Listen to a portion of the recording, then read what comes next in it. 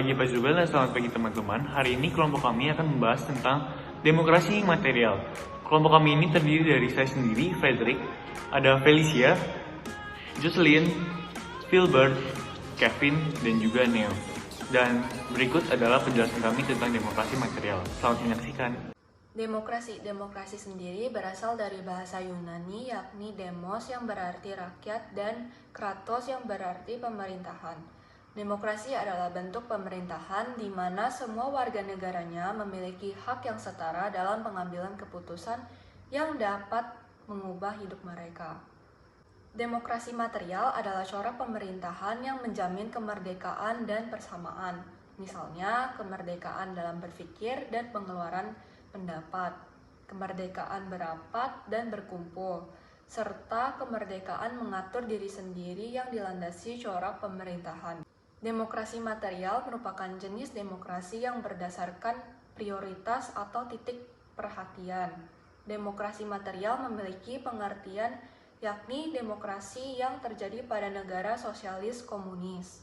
Demokrasi ini lebih mengedepankan kesamaan hak oleh warganya dalam bidang sosial ekonomi dibanding bidang politik sebagaimana jenis hak asasi manusia.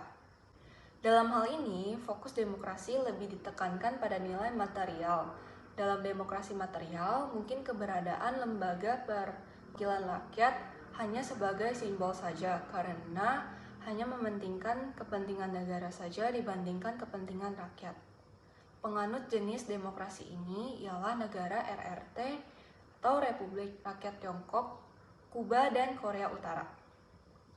Dalam demokrasi material, pusat perhatiannya berada pada sektor sosial dan ekonomi. Rakyat diberikan hak yang sama dan setara dalam bidang ekonomi dan tingkat sosialnya, sehingga dalam negara itu tidak akan ditemui adanya perbedaan strata yang mencolok.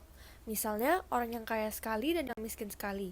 Kedua contoh sederhana pengelompokan masyarakat berdasarkan penghasilannya tersebut tidak akan dapat kita temui. Tentunya, ini memberikan sebuah persamaan hak sehingga tidak ada masyarakat yang terbagi dalam kasta-kasta atau kelas yang menghukum mereka.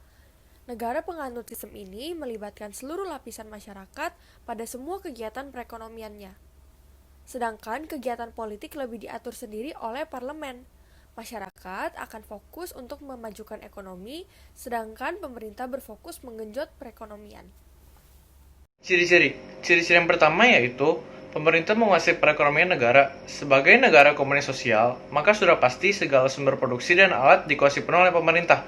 Demokrasi material ini memberikan kekuasaan yang besar bagi pemerintah untuk menggerakkan segala aspek perekonomian, mulai dari produksi dan menentukan jenis barang yang akan diproduksi, jumlah produksi, sampai dengan harga, semua menjadi tanggung jawab dan kekuasaan pemerintah, sehingga pihak swasta dan individu tidak dapat mengembangkan industrinya. Rakyat diberikan kebebasan untuk berkontribusi pada sektor ekonomi. Meskipun sektor perekonomian dikuasai pemerintah, namun rakyat diberikan kekuasaan sebebas-bebasnya untuk dapat berkontribusi.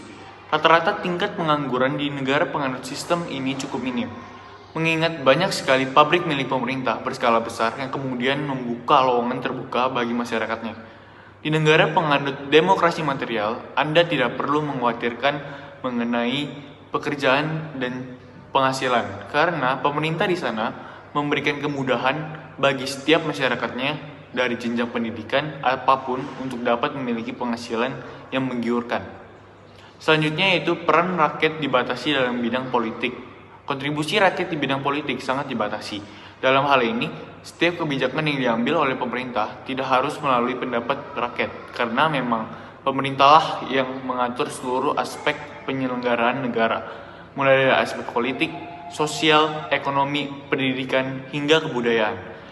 Pendapat rakyat bukan menjadi hal mutlak yang menjadi dasar pengambil keputusan, sebab rakyat tidak memiliki kebebasan suara dalam berpolitik. Negara cenderung stabil perekonomiannya. Kehebatan dari negara yang menganut sistem ini ialah perekonomian yang dimilikinya stabil. Mengingat bahwa negara dengan sistem ini termasuk negara yang memiliki perekonomian yang kuat dan jumlah produksi skala global. Mereka banyak membanjiri pasar global dengan produk yang ada.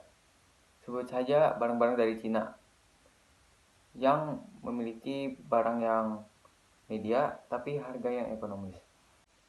Tidak adanya kesenjangan sosial di masyarakat.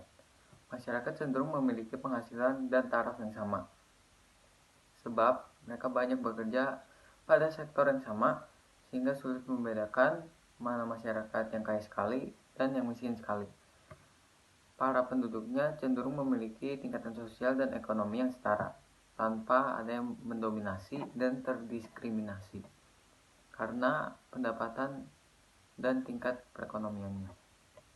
Kekurangannya sangat susah menerapkan demokrasi materi ini karena dalam penyusunan produk hukum sebagai faktor turut bermain seperti politis, ekonomi, dan pendidikan, dan lain-lain. Kalau kelebihannya adalah produk hukum yang diluarkan murni sesuai dengan aspirasi rakyat.